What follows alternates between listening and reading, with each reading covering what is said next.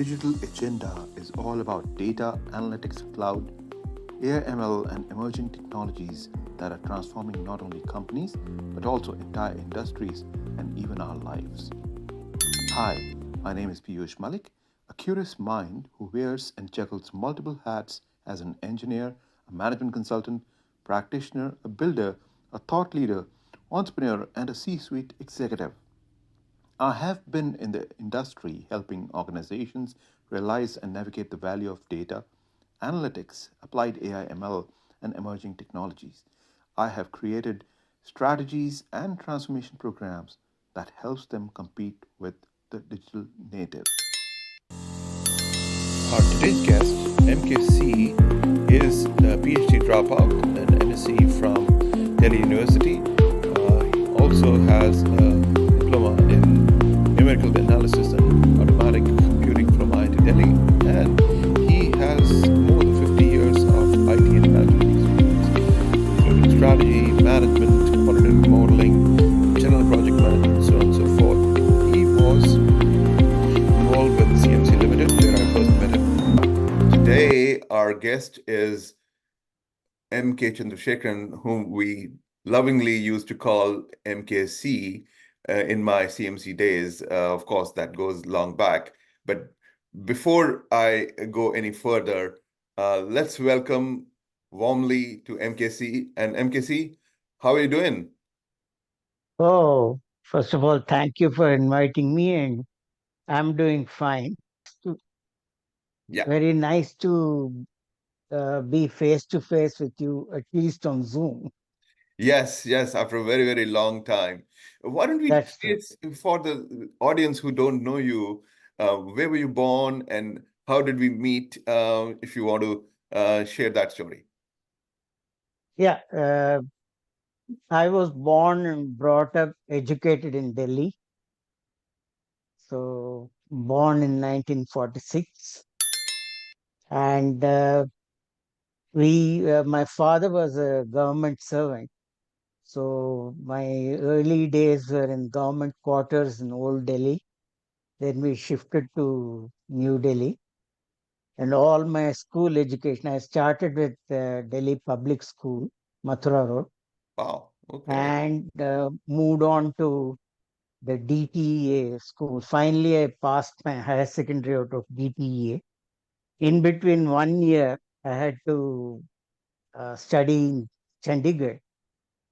So, Punjabi ਸਿੱਖਿਆ ਸੀ. Oh my goodness, ਤੁਸੀਂ ਪੰਜਾਬੀ ਬੋਲ ਸਕਦੇ ਹੋ ਕੀ ਗੱਲ ਹੈ? ਸਾਨੂੰ ਗੁਰਮੁਖੀ ਲਿਖਣਾ ਪੜ੍ਹਨਾ ਆਂਦਾ ਹੈ. Oh my goodness, wow. So, after that, I came back to the Tamil environment of DTEA, and I did my honors in physics from Delhi University, Hindu College. I did my master's in operations research from the Hansraj College of Delhi University. And I did a post MSc diploma in numerical analysis from Delhi IIT, after which I had enrolled for a PhD program in mathematics. Now, at that time, something very curious happened. The then chief industrial engineer of Fertilizer Corporation in Mumbai, he was looking for some people to take charge of to work in his IT department. And he interviewed me, sort of. He had actually come to deliver a lecture, and on the sidelines, he just interviewed me. He said, if you are interested, you may get a job in Fertilizer Corporation in Mumbai. It will be the so-called class 1 post, and you will get accommodation in Mumbai. So if you are interested, you can apply. He said, look, you have to fight on your own merits. I can only administratively help you get the forms filled and the formalities done. Mm-hmm. So that's how. Then I asked my father, what should I do? Mm. My father said, look, the three letters after your name, namely the PhD, may be a sort of a ego booster. but God knows what use it will be. Whereas if you get into industry with your background of OR, you are likely to do much better.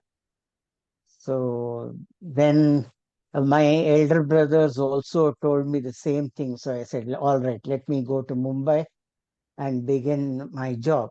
So I joined as a junior industrial engineer, and I was responsible for bringing up the materials management system, the costing system, and also any kind of OR study or a quantitative study. The chief industrial engineer later on got promoted as general manager, and finally, when the Janta government came to power in 1977, they reorganized all fertilizer companies, and our fertilizer corporation Trombay unit became Rashi Chemicals and Fertilizers, and the gentleman, Mr. Dilip Singh, became the chairman and managing director.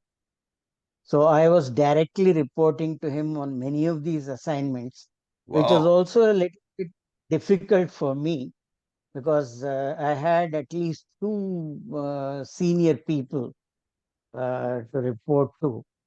And he directly used to call me on the intercom and give assignments to me. Of course, he would call my boss and say, hey, by the way, I pinched MKC's time for something. So don't worry, he will do it, and I'm keeping a watch on it. Now, this used to create a little bit of unhappiness in my bosses. But then what could I do? The only thing I could do was faithfully go and tell them what happened so that they wouldn't be missing out.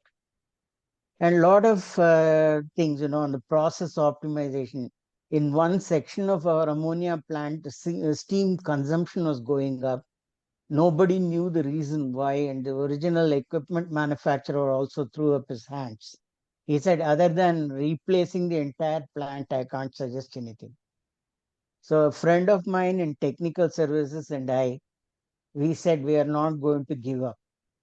And he was a very good chemical engineer, and he needed some background from mathematics and quantification.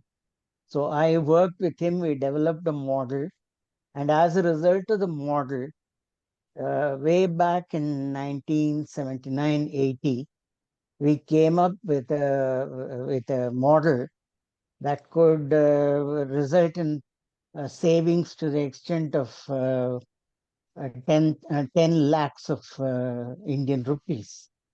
And that was, you know, every month there was a Wow. minimum saving of 10 lakhs. In that time, So, think about it. yes, 10 lakh yes, in 1980s per month yeah. saving. That's huge.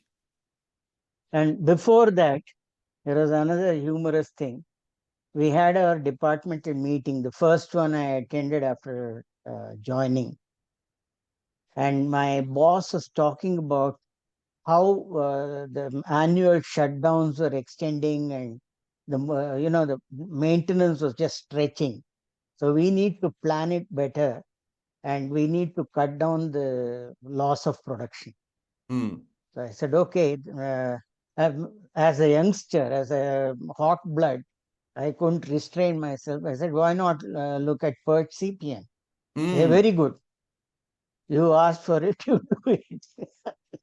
Then I realized without any computer software, without any computer help, the entire PERT chart had to be drawn on tracing paper, ammonia printed, and then that PERT chart would be used for following up and tracking the shutdown operations. And I was not the only one. There was a team of which I was a member. So together we achieved. Earlier the shutdown period used to be as bad as 30 to 45 days. We cut it down to just 10 days by this proper planning. And this involved my drawing the whole PERT chart, validating it. Sometimes engineers would forget to add a stream of activities. So the old PERT chart would go to the waste bin. a new one would have to be prepared. And that was not the end of the story. In the nights, I had to go back to the plant, and I had to supervise what was happening, whether it was going as per plan or not. And I used to just wake up the general managers and works managers and so on at whatever time in the night if there was any hold up. So that is the kind of thing. And a lot of things, when costing system, it was all shambles because of lack of understanding by the accounts department. So that whole system had to be streamlined. And we had a wonderful system which reported the daily production as well as consumption of raw materials. And it came up with a little profit and loss statement on a daily basis. Of course, in the month ends, we used to correct some of the fixed cost figures and so on. So otherwise, at a glance, it was a pretty good approximate to the profit of the company. So those kinds of applications are developed. So and you will be sort of tickled to know that this was all done on an old IBM 1401 machine. Oh my So goodness. where the autocode or the machine language, so to say, it required 6 instructions to carry out a multiplication or a division. So that was the kind of environment in which I developed the entire costing system, the materials management system, and it finally became an ERP of sorts, except for the fact that we had to have a combination of punch cards and magnetic tapes to integrate the information.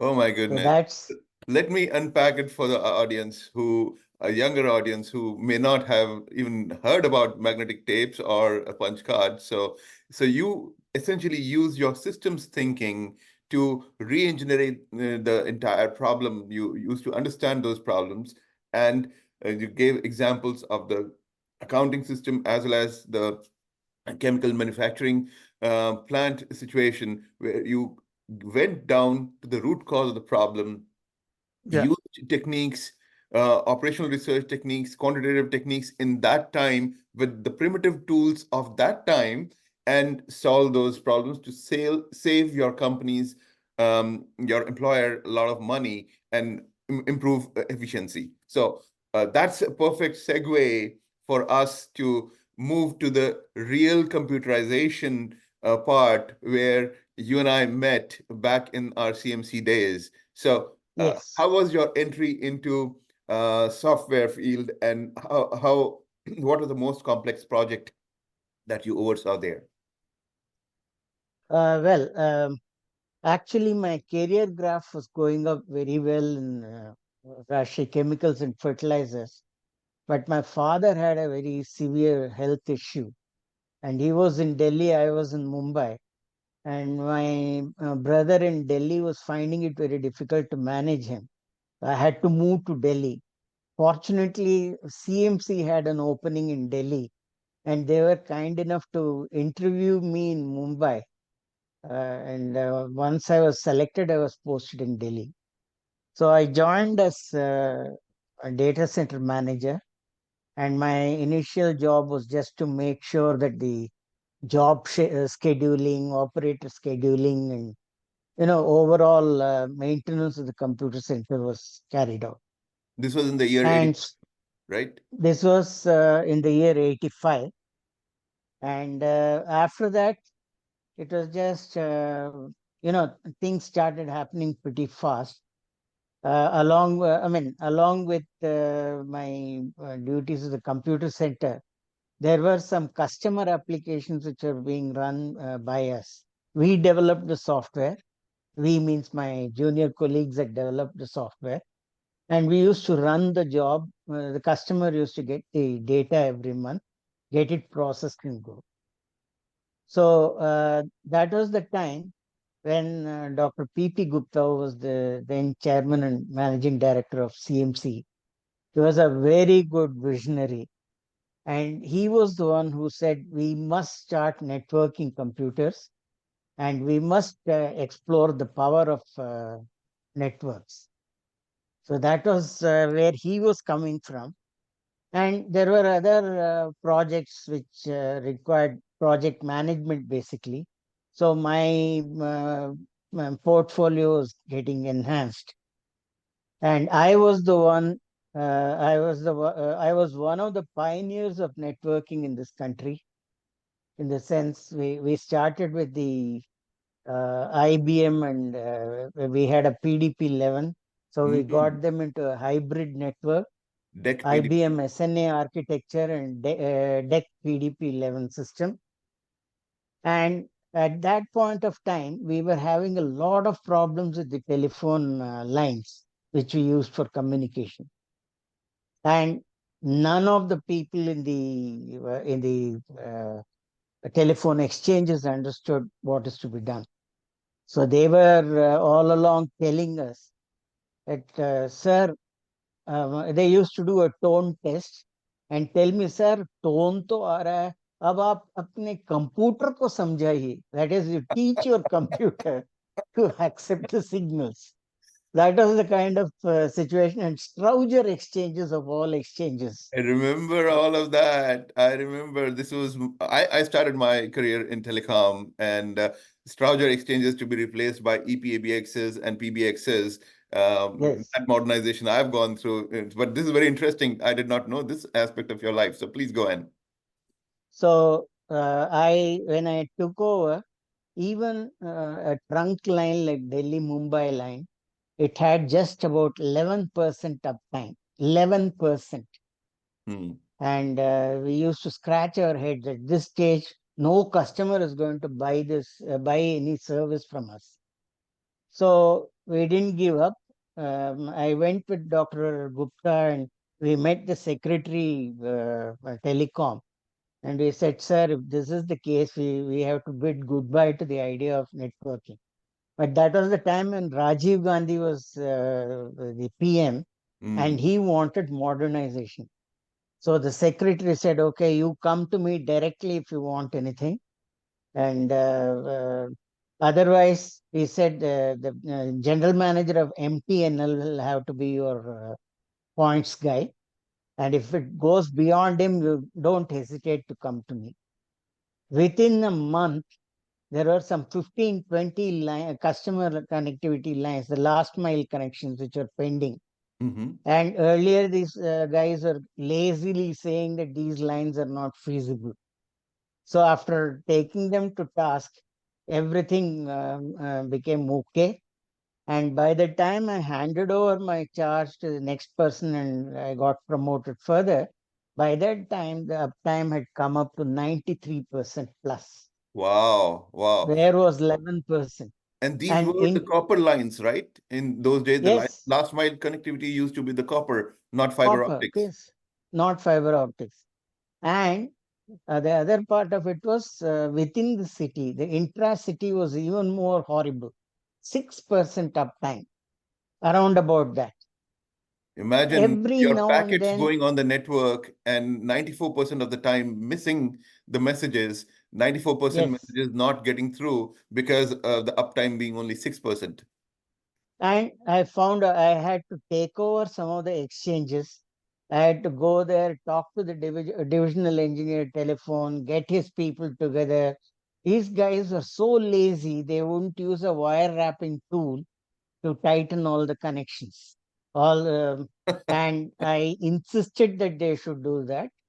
And also, I remember having walked with the lineman, climbing up all those telegraph poles, crawling under DP boxes to with a bit error rate tester, the Oh, old heavy ones, just to make sure that I got the bit error rates properly documented.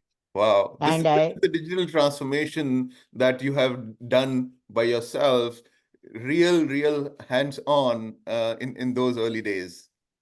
and to top it all, while these problems are getting sorted out, Dr. Gupta went and committed to the PMO, the Prime Minister's office, that we will give a demo of networking power. And he said we'll show an interbank kind of a transaction. We would show software development. We would show use of a software package from some place, data lying in some other place, and the results being produced in a third place. So we'll show you all this. And Rajiv Gandhi was naturally, when he heard about it, he said, I want to see this. Mm. And this happened on the 27th of April, 1986. And 27th of May was the date chosen to Month give a later. demo, or Wow. just a month. Mm. So I don't know how I did it, but I kept bugging the divisional engineers and some of the senior managers in DOT.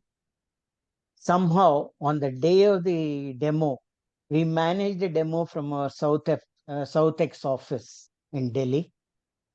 And it was a wonderful experience. Not once did we have a glitch. The connectivity to Kolkata, Chennai, Mumbai, Hyderabad, and Delhi.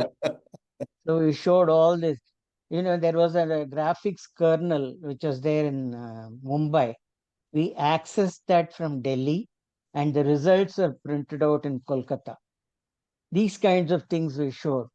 And Rajiv Gandhi was naturally very much impressed. After that, I was given charge of taking care of facilities management in the National Center for Medium Range Weather Forecasting, where we had the Cray XMP Mm-hmm. supercomputer. Yeah, yeah. So it was my boys who were giving the support there, and that was coming under my overall charge. I mean, I said, you do whatever you want behind my back, but not in front of me. Then the equations are set right, the programs are corrected. We integrated our graphics package, and then the very next day we got the wind vector diagram and other diagrams coming out of the processing. So the medium range weather forecasting models slowly started getting operationalized. That's great. And for the audience, especially from India, would remember Doordarshan TV showing uh, the superimposition of these medium range forecasts behind the newscasters, weather newscasters. Yes, So that was like a yes, pioneering moment. And of course, TV was new to India, and getting these forecasting models right. So you played a role there. It's great to know that. So obviously talk about CMC and whatever limited time we've got now. And so CMC was formed after IBM left India in 1977, and that's true. whatever was left to take care of the computerization of needs of India, and that was the only computer company in that time between Yes, 1977 and the time that we are talking about 86, 87, after which a number of other startups like Infosys and others came up, and TCS as well. So yeah, talk about CMC and the TCS journey there. yeah. Actually, I felt very, very sorry when CMC was sold off. I thought, I mean, Dr. Gupta's vision was very, very good, and he had a lot of innovative ideas in mind. CMC's R&D was one of the bright spots, and in fact, today, if you see all this issue about data privacy, about cyber security, and so on, even the issue of deep fakes and so on, which is taking place. I would have liked an organization like CMC to sit with the legal experts and formulate the regulatory framework.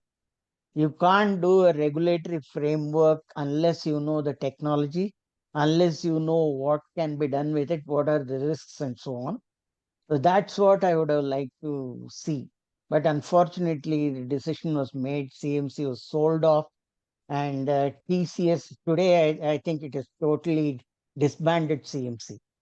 You don't hear of CMC Yeah, anymore. that's pretty unfortunate. But for the audience, I worked for MKC back in my CMC days when he was heading up all the projects in the north of India for CMC. And CMC used to be the company, public sector company, who had a lot of projects going on for stock exchanges, for computerization of Indian railways, where I cut my teeth in software at that, from being a telecom engineer to a software engineer. That's what my transformation, personal transformation, happened at CMC. And at that time, MKC was responsible for all the projects that were happening in the northern region. And quality assurance. And quality assurance. I remember you had always had that quantitative mind, and the few meetings that I was directly in with you when we were evaluating some new software, and we went together to some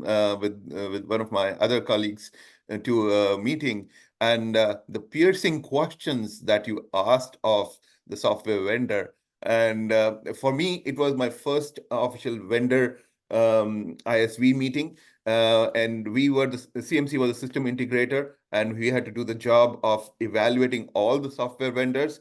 And so I was obviously under training, just 2 years out of school, and learning all the good stuff from you. So thank you for all of that, what you did and what you taught me during that time. But please go ahead and talk about that TCS thing and come to the present. We have less than 5 minutes left now. Yeah. So today, technology is a sea change. But fortunately, because I've dabbled with machine language, so firmware and other concepts were not very difficult to grasp. And today, ask me to work on AI, I'm ready to roll up my sleeves and work. In between, I have been dabbling with Python and active programming, just to, and I used spherical astronomy as my target area, just to get a hang of how things are working. So that's what is interesting me. In between, after leaving CMC, I was with the private sector, and then I started doing my own consulting. I was a part of British Standards Institution in India. So I was a lead auditor and tutor for 3, 4 standards. ISMS, in Security Management System, Business Continuity Management System, IT Service Management System, and data privacy, including GDPR. So these were areas where I was conducting training as well as conducting audits. So 2021, I finally said enough is enough. And I do assignments on a selective basis, and means things which I can do, and things where a person of my experience would be required. So Yeah, I'm 50 a years little of experience selective. is not easy to get, guys. And you distill all that 50 years of experience in through your independent consulting opportunities. Hats off to you. Salute to you for this longevity in the industry. First the fertilizer industry, and then the computing industry, and seeing a lot of transformational projects all along. And uh, even keeping up with the latest, you talked about Python and machine learning that you are up to speed with. Uh, what keeps you going? What keeps you continuously learning? Curiosity. If there is something to be learned, learn it. Simple. Beautiful, beautiful, beautiful, beautiful. Great. So, wonderful conversation. Uh, is there a message for the younger audience out there who would take your life story and the experiences and want to distill it? Would you like to say some message for the young folks? Yeah. If you're put into a position where you have to work very hard, consider yourself lucky, because you will get that much more opportunity to learn. Never be shy of learning, and be true to yourself. You don't understand, try to find the answers, but never try to pose. or never try to cover up ignorance by putting up some artificial show. You will be caught out. So if you work sincerely, the first satisfaction will come at the self level, and that will translate into successes elsewhere. Wonderful, MKC. This is amazing message. And thank you very much for taking the time. I know it's pretty late at night for you, and you're in India. I'm here in the US. But thank you for taking the time. Let's stay in touch. And from the bottom of my heart, from my soul to you, thank you. And thank you for being a mentor to me in my early software days and continuing to be in my life. Thank you so much. Appreciate you being here. Most welcome. Thank you. And thanks to all the viewers who will be watching this. I wish everyone all the very best and have a very positive outlook, is what I would say. I have also been dabbling with psychology, cognitive psychology, and hypnosis. And I can tell you that if you know how to get in touch with your subconscious, you can achieve anything. Wow, that's like programming the mind. So, from Yes, programming computers to programming the mind, that's your yes. own personal transformation, and you are helping others in the process. So, I'm sure we will have to have another conversation on this. But for now, let's say goodbye to our audience for today's episode. So, thank you again, MKC, and we will Thank you. stay in touch. Good night. Thank you. Yeah. Bye Good bye. night. Bye.